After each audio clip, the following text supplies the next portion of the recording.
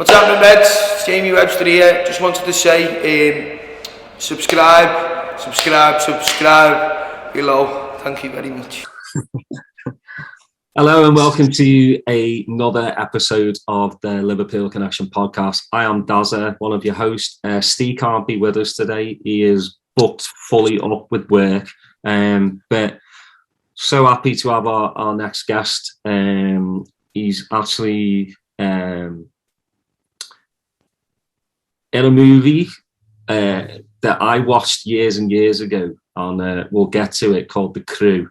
And if you haven't watched it, you've got to watch it because it is absolutely mental.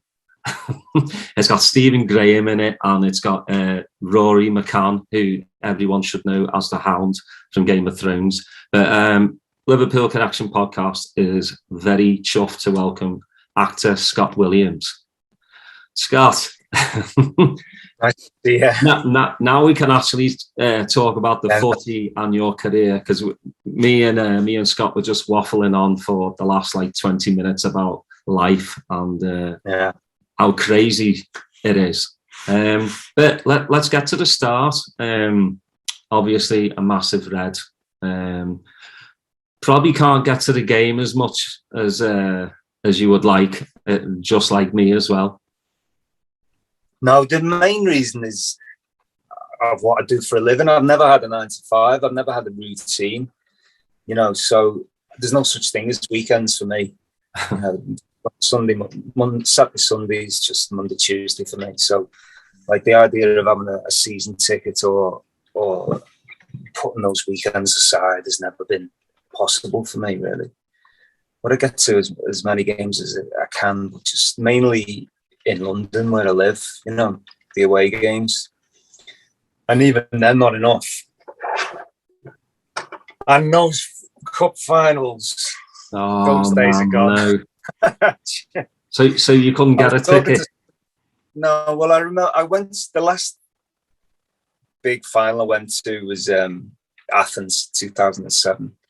And I paid £500. Actually, I won it. I won it on a charity auction via my mate who was on the phone somewhere in Portugal at some golf club, and they were bidding for it. And I bid £500, but it included a hotel room for the night. So I paid £500 for a Champions League Cup final and a hotel room in Athens, which is okay. Mm-hmm. A friend of mine was offered 2 the other day for £7,000 for this year. I'm like, yeah, it's mental how much, before we get into how your first match and everything, just the touts, it's insane. What the Paris tickets are going for. But UEFA aren't doing a very good job either. Put in 20,000 Liverpool fans and then 25, 30,000 a hospitality. That just makes me sick. Yeah, it's not. But that was exactly what I ended up with back then. It was I think it was Sony. It was a Sony ticket, hospitality on the halfway line. Perfect view, and all. Fair enough. I was a real Red and a real fan that ended up getting the ticket, but otherwise it just would have been some suit, Yeah, and we lost that as well. I know we did, yeah. Hopefully we'll do better this time against Ancelotti. We have to. I've got a good feeling. I do as well. I think last night's result, thinking about the FA Cup final, actually, I think last night's 2-1 win against Villa will help with the FA Cup final. What my worry was that if the league was out of reach, it might affect their morale a bit going into the 2 cup finals. And if they could just hang on to that last day of the season, So look, they're amazing. Real Madrid. You've just seen who they've beaten this year and the comebacks they've had to do. And, that Vinicius Junior and Benzema are just something else. We'll have to play our A game. I'd like to get out the blocks and try and get 2 or 3-0 up by half time. A bit like we did against City in the FA Cup.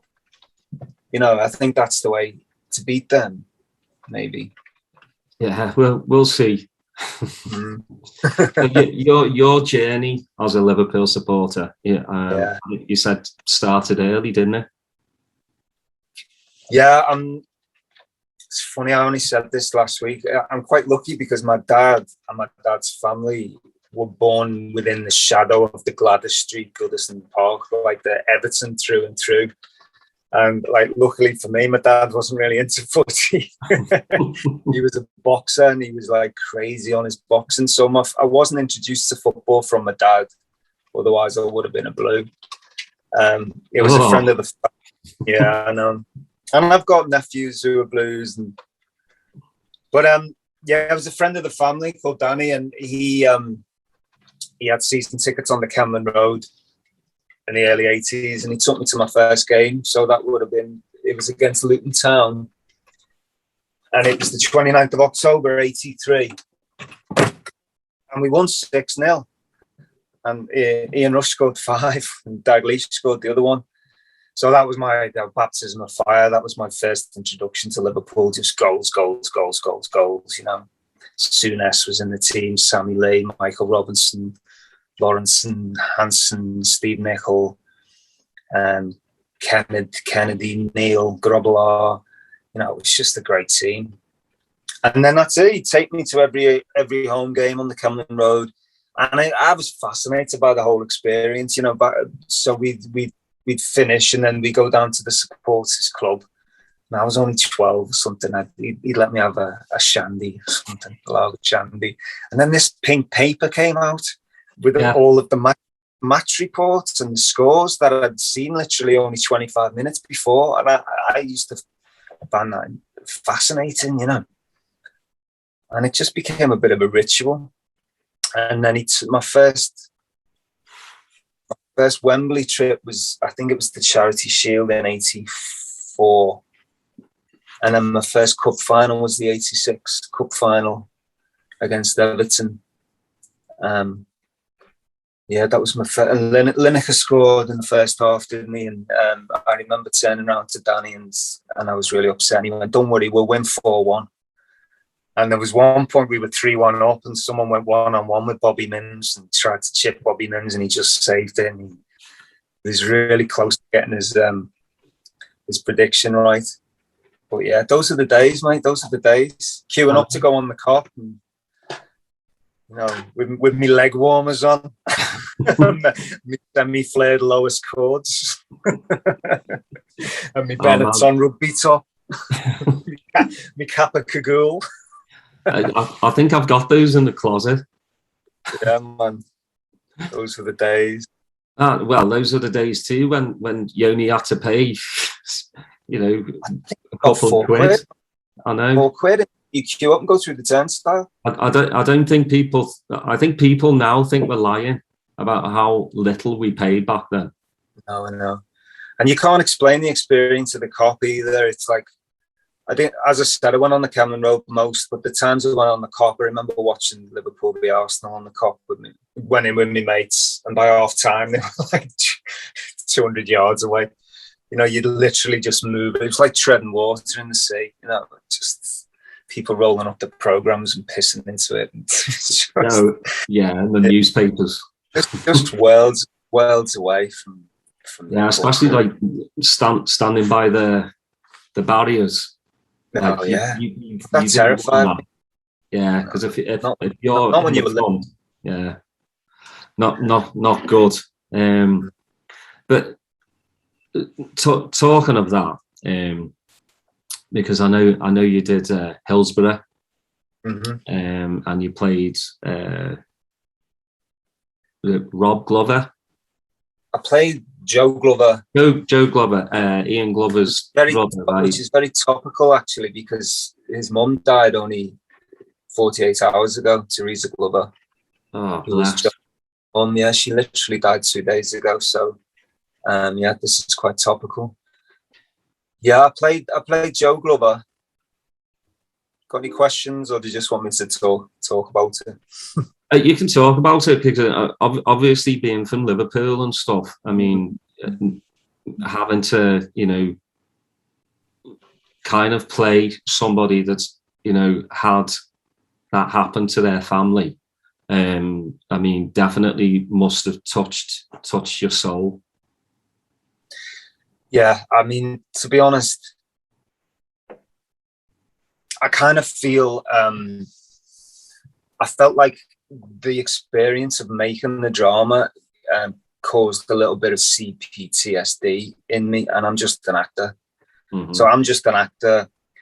All right, I'm trying to live it as much as possible and empathize as much as possible and step into the shoes, but I'm just pretending. And I got post-traumatic stress just from pretending. So, you know, it made you realize what the actual victims went through and are still going through. And because, you know, I mean, well, first of all, I was only 23 and I'd done a couple of jobs, but it was my first big TV job. And so I did the audition, and then they immediately sent me to meet the family, you know. So I went to see the Glover family the next day. And Joe was alive then, the guy that I played, and he was very traumatized, and, you know, to the point where he barely spoke, and he had problems with dependencies, and I think it was that sense of responsibility and duty to tell the story. But I mean, all you had to do really is play the lines that Jimmy had written, you know, with in correspondence with the families. So you bring that to life, and you're doing your job. I mean, most of it was down to Jimmy, but it still kind of was a real responsibility. Like, they'd be on set sometimes. I can't say too much about the time, but I spent a few weeks before we shot with Joe, and he said some things to me. You know, he said, Ian's last words to me were, "Don't let me die." Oh God. And then them things never leave you. You know, so this was the day before the internet, so I'd have to go to like Picton Library in Liverpool, and I'd troll through all of the newspaper clippings from all around the world, and then I had to study things like crush asphyxia and look at victims of crush asphyxia and see what the effect was, and then on top of all that, we had an incredible director called Charles McDougall who was at Hillsborough. I didn't even know that until we'd wrapped, because he was the kind of guy who didn't feel the need to have to tell you something like that. But he was probably the only guy who could have directed it, because he was there. And him and Barry Ackroyd, who was the DOP, and Barry's gone on to become like Ken Loach's DOP, and I think he works for Paul Greengrass now, and he's Oscar nominated, and he's a top guy.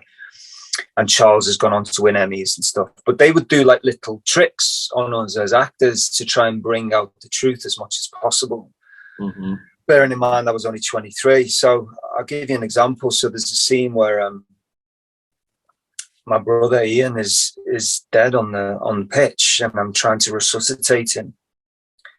And they know they've got one take, because you're only going to find these emotions one time, you know. And without my knowledge, they contacted my girlfriend at the time, my ex-girlfriend, behind my back, taking her out of their workplace where she worked in Manchester, taking her to the location, which was Gig Lane in Bury, where we filmed it, put her in a candy Liverpool jersey, painted her face blue like she'd suffered crush asphyxia. And just as I'm about to do the scene where a copper puts the jumper over Ian's head to declare him dead, two extras place my girlfriend down in front of me. And I look up and see her. And it's just that moment that they wanted to capture, you know. And they did. It's that shock of And now that's either kind of pretentiousness or genius, and it took me a while to figure out which one it was, you know. But it was so important to get these, to take the performance out of the actors, to stop the actors from acting, you know. So they'd put the camera maybe 200 yards away on a very long lens. And he knew that I was a young actor, you know, I was 23, I wanted to be James Dean, and he knew all that. And he would say stuff like, Scott, this is a close-up. No, he'd say, this is a wide shot. So then I would consciously just move about naturally, because I know I'm not in it. But really, he'd be shooting like this, you know, or the opposite. He'd say, this is a close-up, and he'd be shooting wide. So he'd play little tricks to bring out the performance. And then there's another moment where I'm doing the courtroom scenes, and I've got to cry, and they knew that it was towards the end of the shoot, and I was just spent emotionally, and I was struggling to get these tears. And between the takes, the director said, Scott, go count to 60 and then go in that room over there.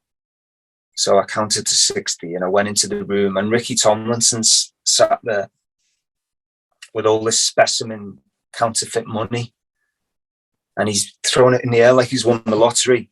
He's like, this is compensation for our Ian, compensation. It was all a trick. It was all a pre-planned, you know. And I just started crying my eyes out, and he just dragged me in front of the camera and said, action, you know. So it's just doing what they needed to do to get the performance out of the actors, especially the young actors, I think. And there was another thing when I had to call home to say that Ian had died. You know, there was no mobiles at the time of the disaster. You know, people forget that. You know, everyone was knocking on people's doors saying, "Can I borrow your phone, Mister? Can I borrow you?" And there's a scene where Joe Glover uses the payphone to phone his mum. Now, in the script, I just say, you know, it's our Ian, he's dead. And the director gave me an actual phone number, which never happens in TV. So I'm actually dialing a real phone number, and they'd hired an actress on the other end, you know, to what's going on, you know. So the phone call is actually real. So I'm actually reacting to what I'm hearing. Oh, wow. So yeah, I mean, that's a long-winded answer, but I think all of those experiences combined really, really dug deep, you know, really dug deep. And I'd go to all the memorials, and like whenever the You'll Never Walk Alone came. I mean, I'm not alone. It affects all of us, all of the Liverpool family. But you know, I couldn't get through 2 verses of the song without just choking or, you know, listening to them.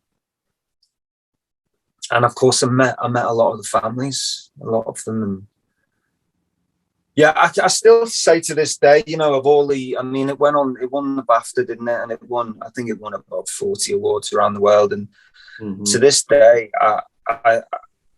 it's the most rewarding job I've ever done and will ever do, because it's. So, did it make you think, like, I want to do more of this? It made me realize the power of television and as a medium, and that it's wasted on fiction and wasted on, you know, the bill. And when you got a real life story like Jimmy told, how that basically changed everything. That was the start. I mean, it took another 26 years, but that was the start of the justice wheel beginning to turn, because it went global, and people, not just people outside of Liverpool, but people outside of Britain got wind of this disaster. And you know, Jimmy put his whole career and reputation on the line. You know, everyone was people were threatening to sue him left, right, and centre, and he was like, do it. You know, we had Granada, who were very brave, and Katie Jones and Nicky Schindler, the producers. They were all, and Gub Neal, they were all incredibly brave. And you know, I've seen it once. It was once voted the most powerful piece of TV ever made, and I think it stands up, you know. Well, I'll say. But yeah, I mean, from a point of view of like, I'll go to the match now, and people will still come up and say thanks for that. You know, just people. You know, that's what this job's all about. You know, it's spreading messages and social justice and social mobility, and you know, it's what it's what a lot of people are talking about now, aren't they? With the well, I think with so many like new Liverpool fans, because with success you get more and more. I always tell people, like, you need to delve back in Liverpool history. You need to watch a documentary or a film on Hillsborough to understand, you know, where all this has come from. You know, I don't talk about it too much either. You know, I had a couple of mates that were there and didn't come home. It's a tough subject. You know, I barely could get through Kev Sampson's Anne. That just it's a tough watch, and I could only get maybe through half an episode. But this as well. Have you ever read this? Yes, I have. Yeah, it's fabulous as well. Yeah, so because I've seen what the Hillsborough one you did, and you did a fantastic job. Ricky did, Christopher Eccleston as well. Everyone on it was just, you could see the heart and soul come through. Yeah. You know, it wasn't a Hollywood, you know, type show. You know, it was the real deal, and I just want to say thank you for being. It was my honour. Pleasure. On to lighter things. So in school, did you just go, I want to act, I want to be this Scout James Dean? Yeah.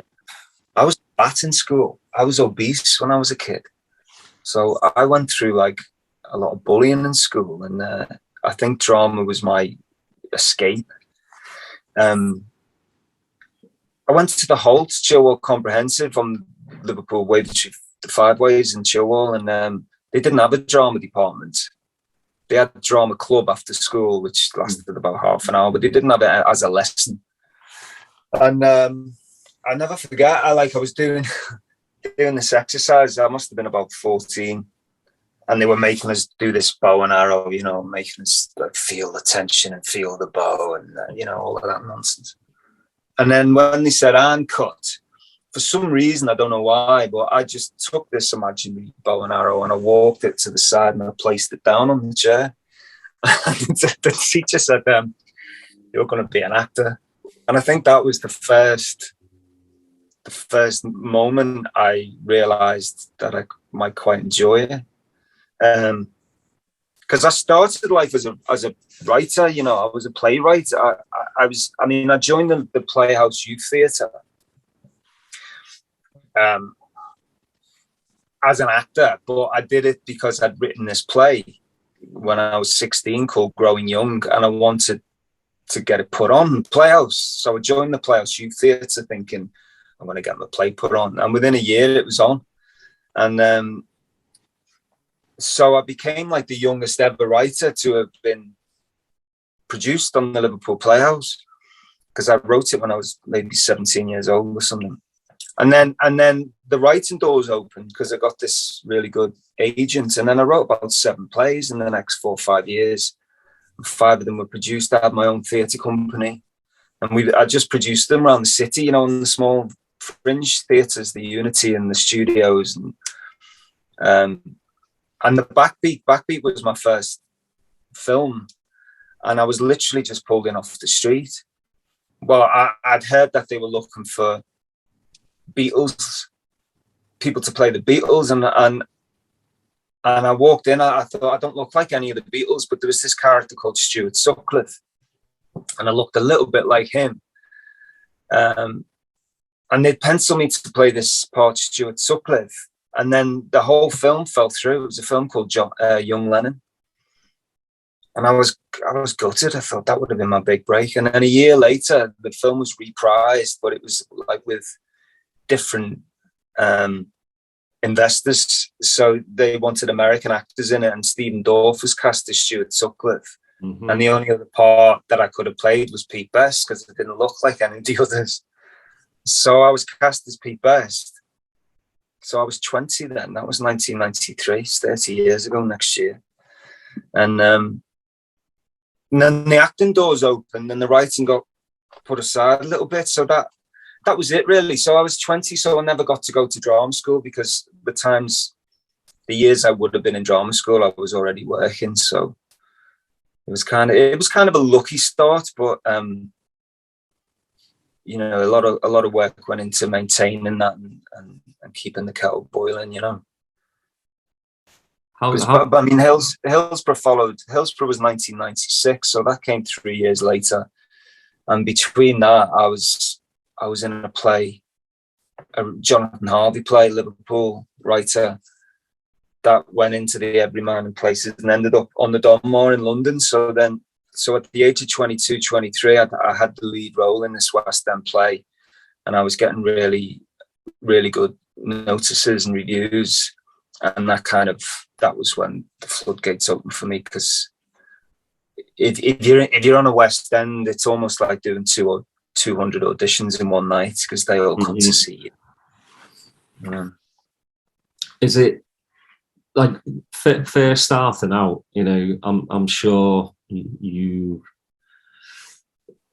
it's got to be tough as an actor, you know, because you want these good parts where you're getting thrown a whole load of crap as well. Like starting out, I'm sure a lot of actors are like, I'll just take what comes to me just because I just want to act and get the name out. Or were you, after like doing... I was really picky, but the business was so different back then. Mm-hmm. Like back then, if you went into, it's a generalization, I guess, but like if you went into soap, you were finished. You know, that's what everyone thought. It was like the graveyard place to go. It's not the case now, of course. You know, you have amazing actors go in soaps and then go on to become film stars. And but I think I got offered soaps 3 or 4 times and knocked them back. And I remember thinking, I remember doing a job with this young actor. I did a series called Mersey Beats, which was a Liverpool cop drama, which I did after Liverpool won. And this young actor came knocking on my trailer door, and he says, can you give me some advice? I says, what's that? He was a good looking kid, you know, and he said, should I be picky, or should I do the soap? Should I do whatever's offered to me? And I said, do the opposite of me. Do whatever's offered to you. Make yourself a name, and then be picky. Mm-hmm. Basically, do what the Beatles did. Get your little mop top, get your little tie, become a mega star, and then grow your beard. Mm-hmm. You know? But I never did that, so I did it. Just done it the hard way, really. And I always had this attitude when I was younger. I was so obsessed with the young American kind of behavioral actors like the Brandos and the Deans and the Montgomery Clifts. And I always thought, I always used to say to myself, if I get recognized, I'm not doing my job properly. Because if I get recognized, it means, you know, I'm typecast or I'm associated with one character, and I want to play as many characters, which is great. But then, you know, then you get a mortgage. It's like, you know, your priorities change. I always say I used to want an Oscar. Now I just want a garden. You know what I mean? I'll settle for a garden. Well, it's crazy because I just had Brian Nash on, Frankie Goes to Hollywood. Oh, yeah. And he's a funeral director now.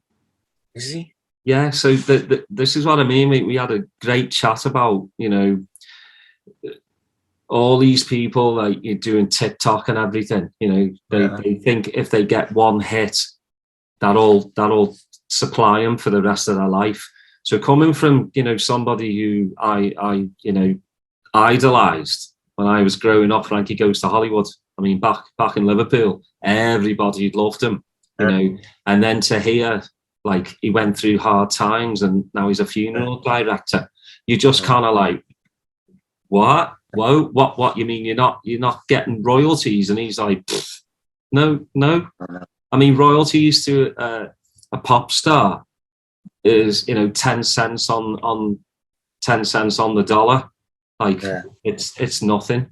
So it kind of shook me, but he loves it. Well, that's it. You know, I mean, when I like food on the table. When I'm not acting, I write a lot, but I also teach. You know, I teach drama, screen acting to BA level, you know, to degree level adults, and it's so rewarding. It's you know, it's kind of, as you get older, you start getting your guru head on, and you want to pass down your knowledge. You know, and it's I mean, it is what it is. Yeah, it's what it is. Yeah. Now, this is going to be my favourite part of the show, the crew. It is mental. Try and talk me through this, because obviously you all sit down and you do the reading. Rory McCann's character and what happens to him.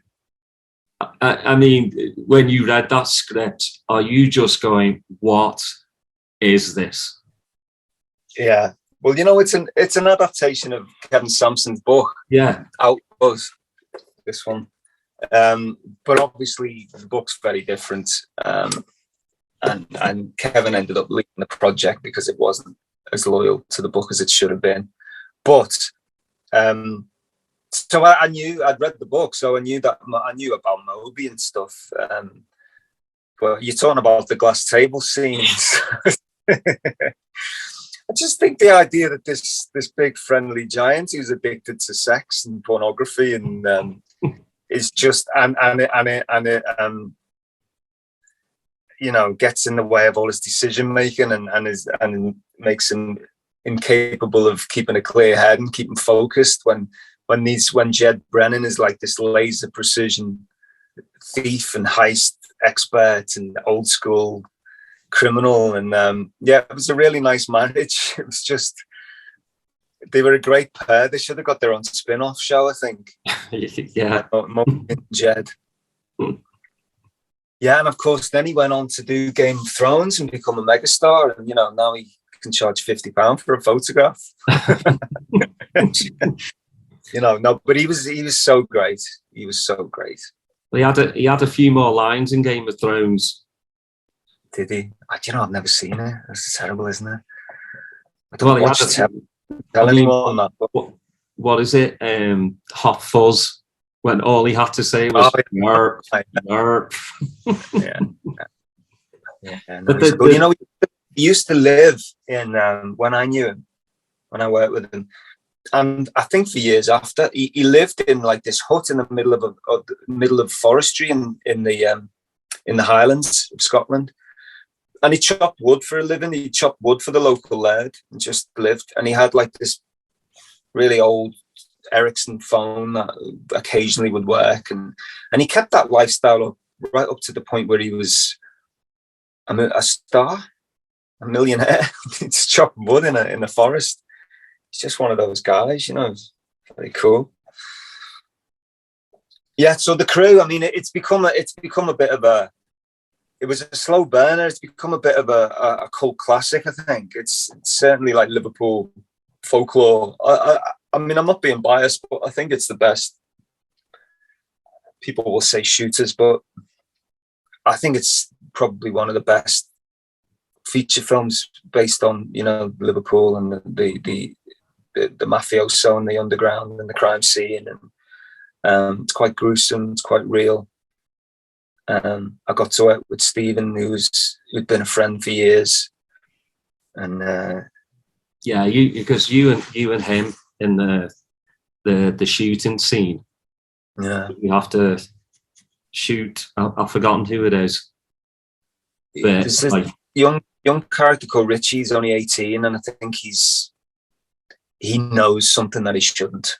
So he has to be assassinated, and he makes me do it because he plays Frana, who's like the head honcho, and I'm like the next down, I guess. But my character was the protagonist. But even though he was beneath Frana in the hierarchy, he knew that Frana would never harm a hair on his head because they go way back and they're old friends. So he always had that kind of safety net of knowing that they could point guns at each other, but neither of them would ever shoot them.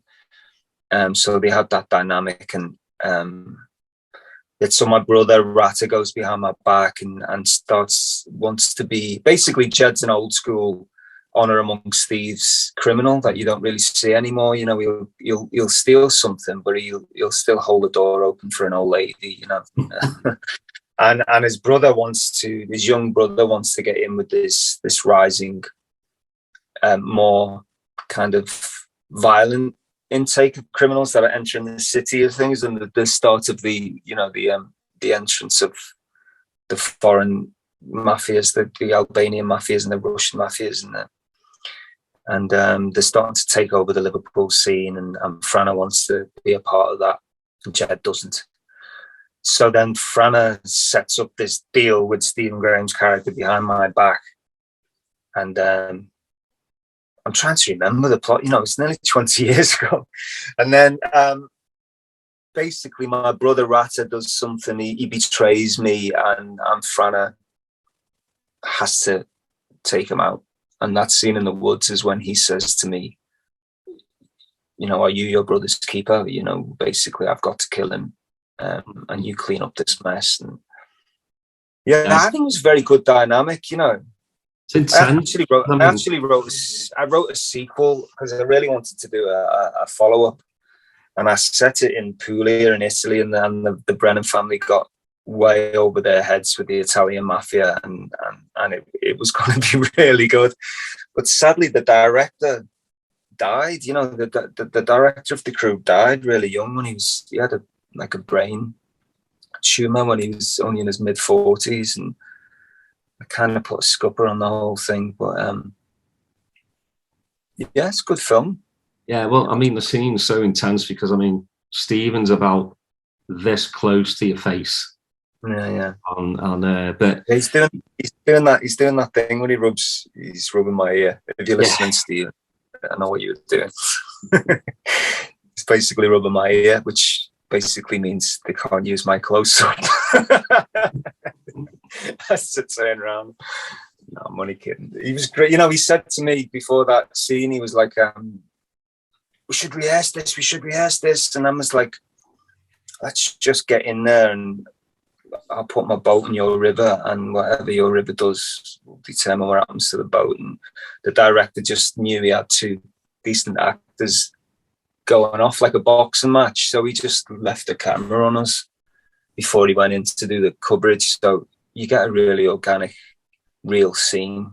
It's one of my favourite scenes. Yeah, it's great to just see, you know, yourself. I put that scene up recently on my Instagram, so if people want to go on the Instagram, it's there. It's about 4 posts down. I put that scene on there. It's just great to see yourself and Stephen doing so well. You know, I spoke to him yesterday. He's in Bulgaria doing a movie. Yeah, I first met Stephen when he was in Liverpool 1. So I did Liverpool 1 in 1998 with Mark Womack and Samantha Janis. That's when they met. And I played Mark's brother. I had like a wooden leg and a heroin addiction. I get all the great parts. And Stephen was just like this day player, came in, did one scene. He was awesome in it, brilliant. He must have been, 18 or something. So I met him then. And then we always used to see each other at castings and stuff, and we became close. And then I remember when the crew came out, he was working, he was doing some kind of teaching, and he phoned me up and he went, "Is there anything in that film?" And I thought he'd done This Is England, but it hadn't been released yet. So I thought, he's not going to want to do like 3 days on this gangster film, you know. But he was like, "No, I'll do it." And he came in and he smashed it. And then, of course, This Is England came out, and that was it. He never looked back. His career just, and you know, and deservedly so, because he's just the most phenomenal actor. And Yeah.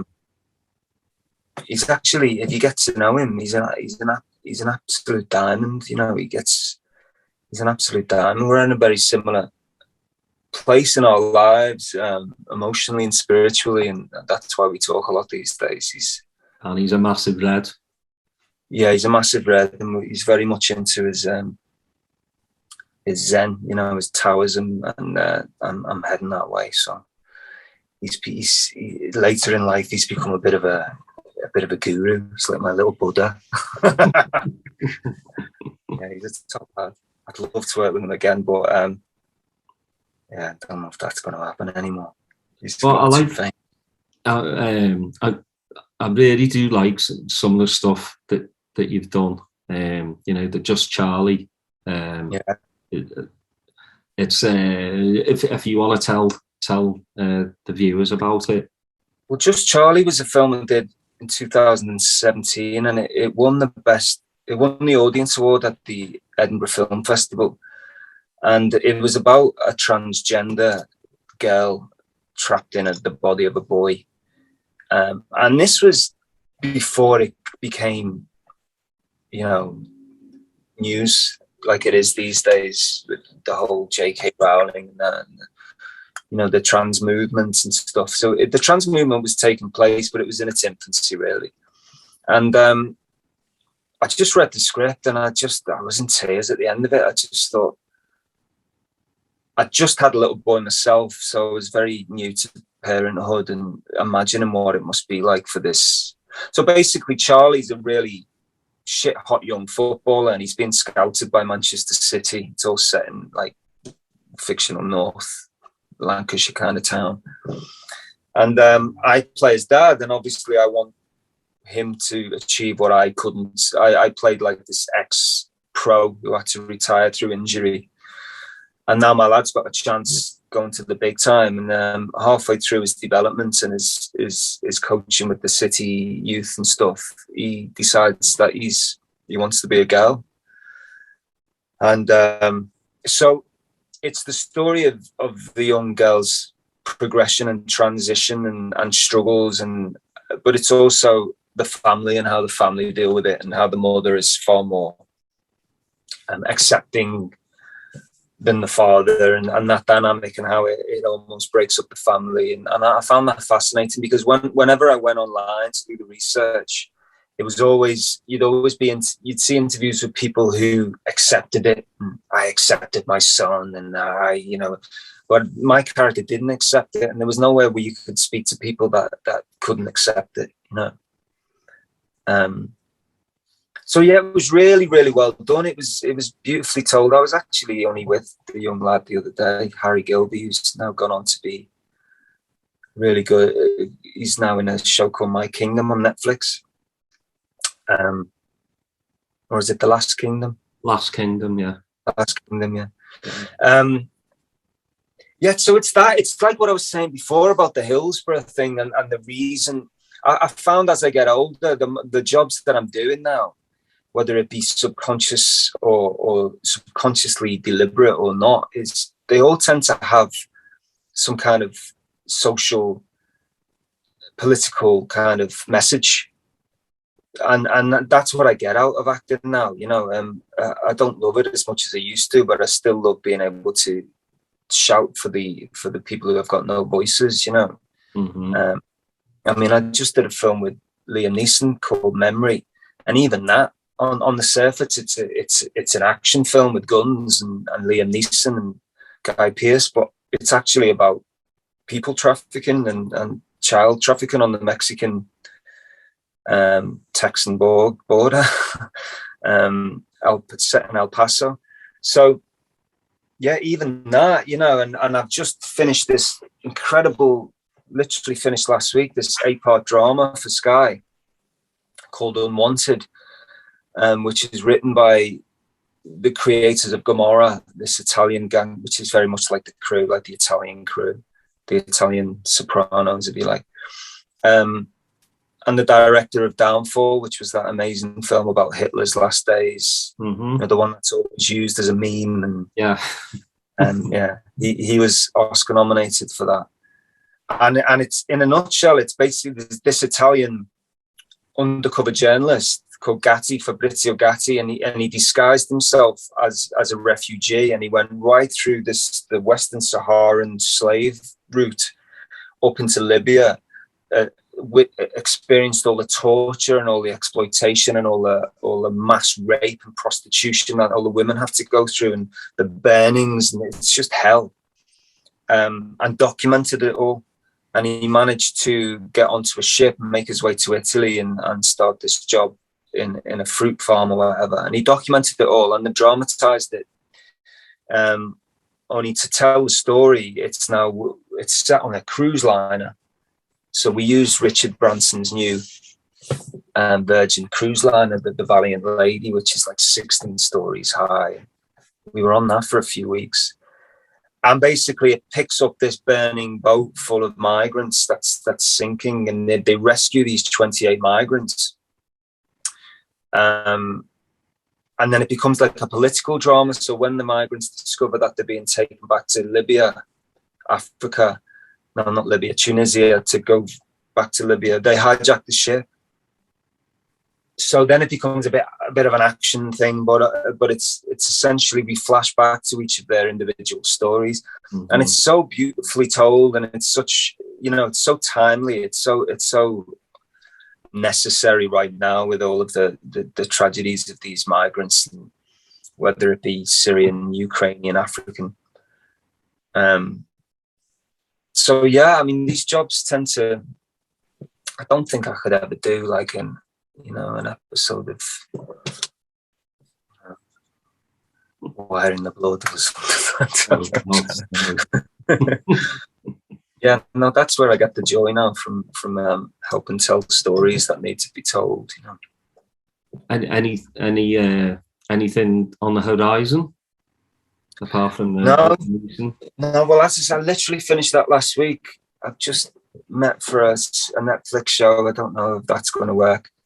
I'm trying to write novels, Daz. I've written 3 novels, and I love it. That's what I want to do. I want to go to work in my slippers. It's like, if I could earn the same living writing novels, I'd give acting up tomorrow. So there's the current book that I'm writing is set in Liverpool.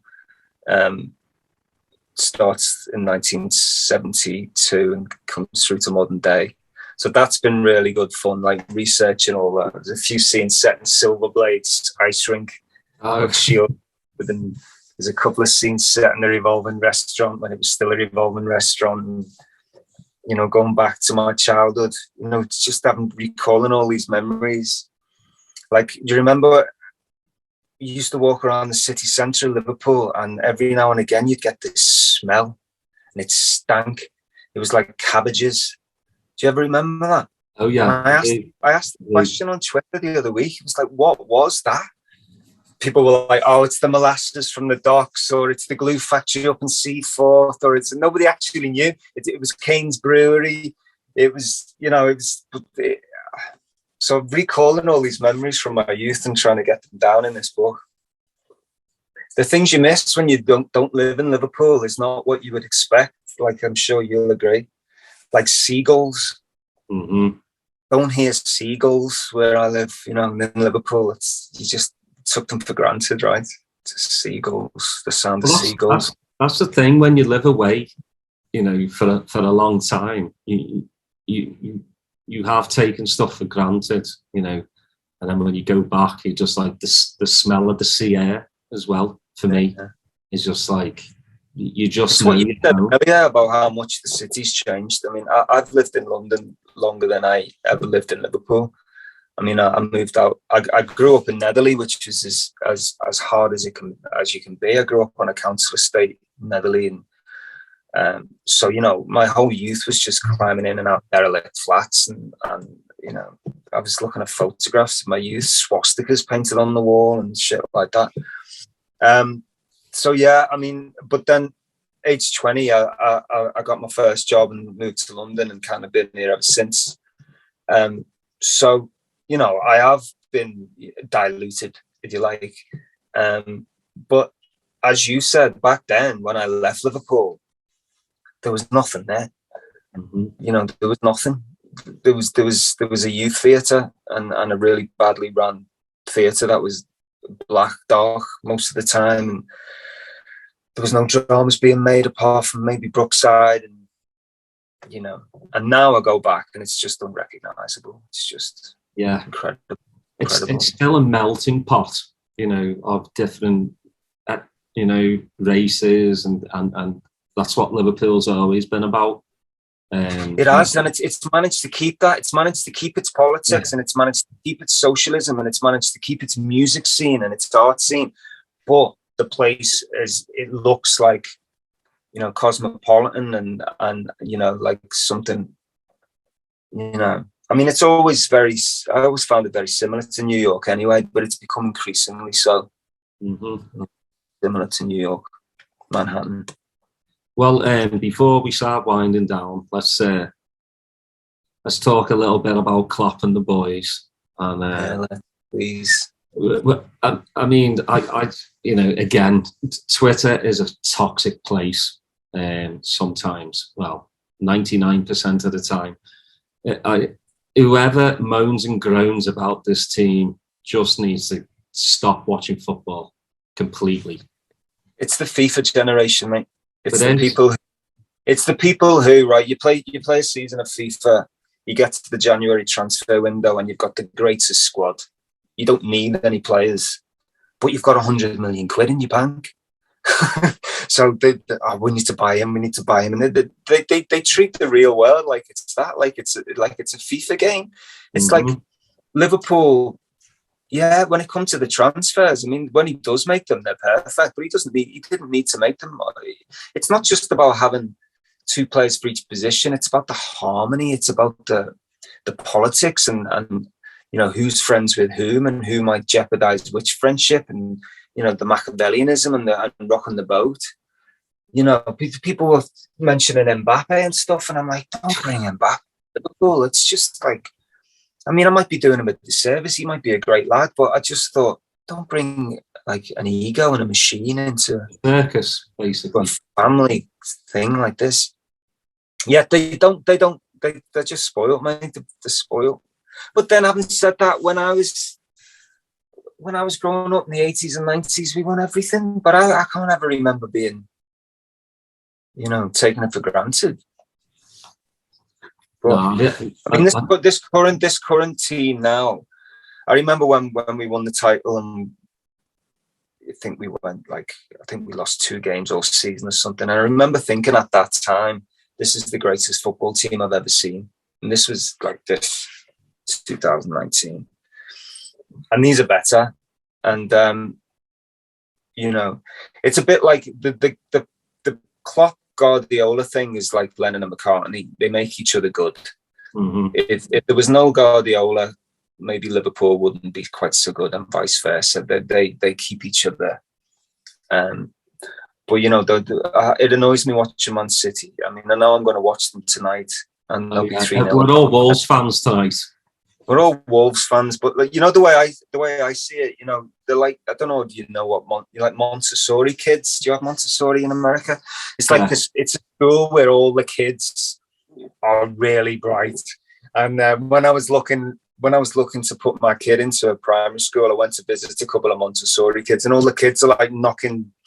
They're like machines. They're like robots. They're like and you went to another nursery, and the kids are just chilled and playing on climbing frames. And Klopp is the climbing frame nursery, and Man City's the Montessori school. Like the team's literally like robotic. They're like droids. It's almost like pet malfunctions, like something out of Alien. You know. Yeah, they kind of annoy me because they're just so boringly good, you know. Well, there just doesn't seem to be heart and soul in that club whatsoever. No, I think Klopp's got wise to it, hasn't he? He knows. I think Klopp's very scouse in his politics, which a lot of Germans are, by the way. Germany is a very kind of cool place. A lot of liberal thinkers and Klopp just got the fans straight away because he was like that. He was one of us, and you know, bought into all of that, you know, but then realised that, you know, he's in a club that's not run by gangsters and not run by oil sellers, and you know, it's not perfect. They've made some mistakes, but where does he go? If he goes to Bayern Munich, if he goes to be the German coach, he's never going to go anywhere better than where he is now, and that's why he should have signed on again. And I think I'm hoping like people like Salah and Mane re-sign because he's re-signed. I thought that was the reason, one of the reasons he did re-sign, to be honest, to try and get, like, he'd done some kind of pact with Mo, you know, you sign and I'll sign.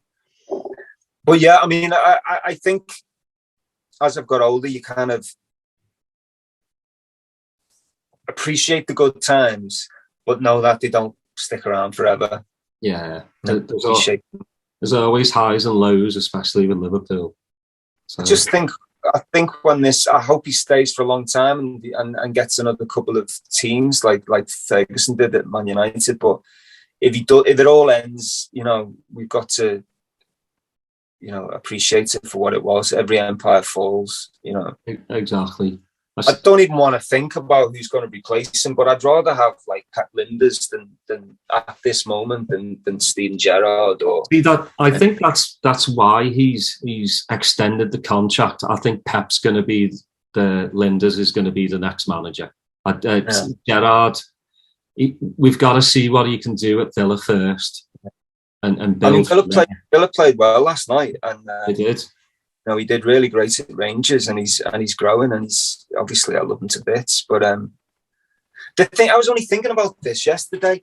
If you were a manager and you went into a team like Liverpool, who just play amazing football, do you say, right, we're going to play my way now, or do you say, lads, just do whatever you've been doing and teach me about it? Do you know what I mean?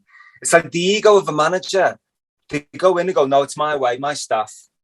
You know, that brilliant football you've been playing, that's won all them trophies. We're going to scrap that now. A bit like Brian Clough, you know, the damn United. And whereas if someone just went in, that's why Pep Linders would be good. Someone went in and go, just keep doing what you were doing. And, you know,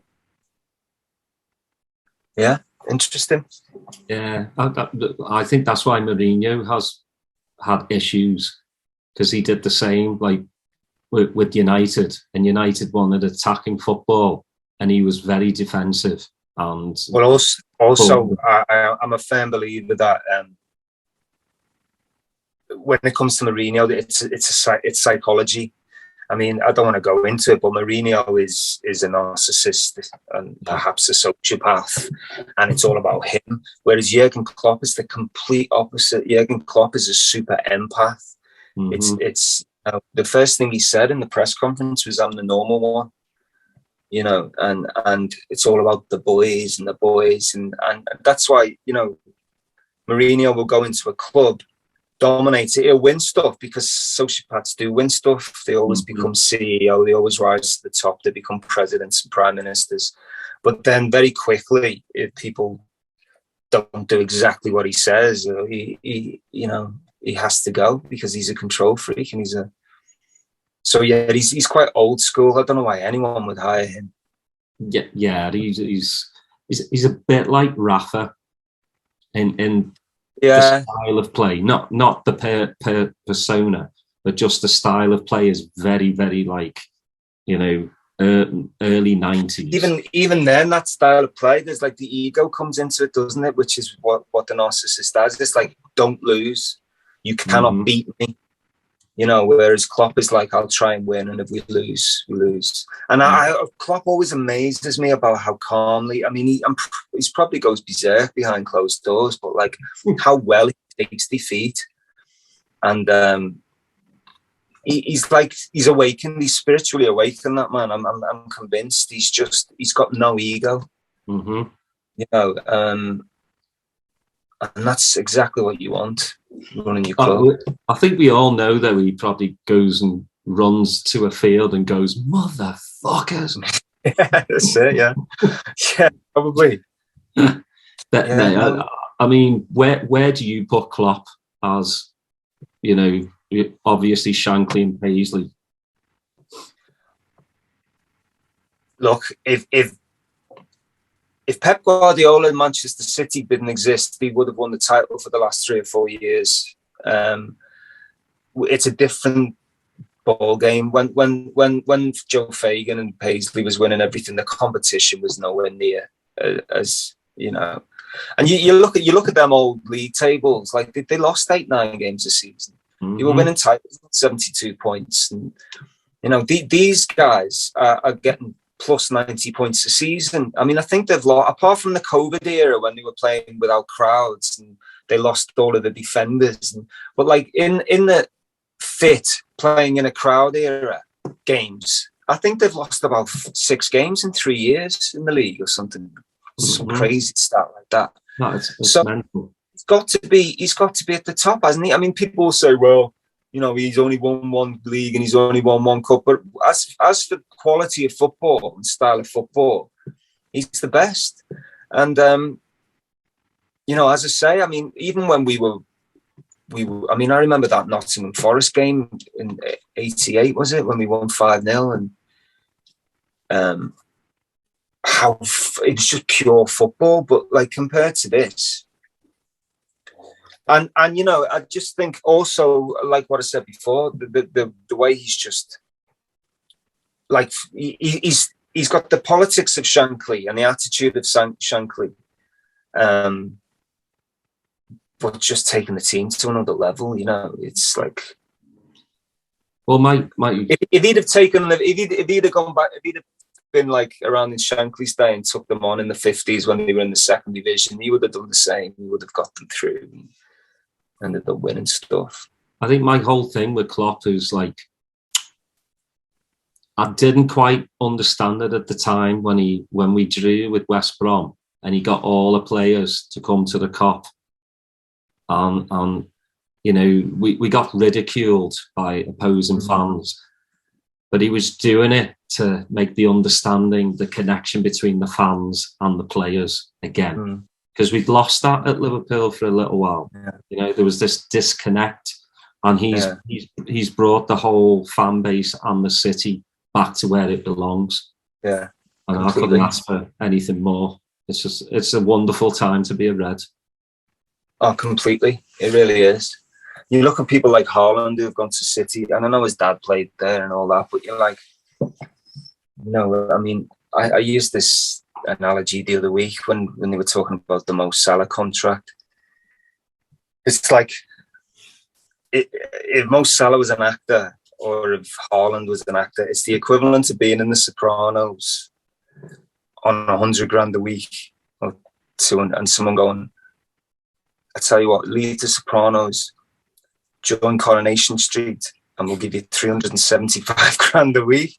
It's like, what would you rather do? Do you know, where would you rather play? Where would you rather be? It can't all be about money, you know. Mm-hmm.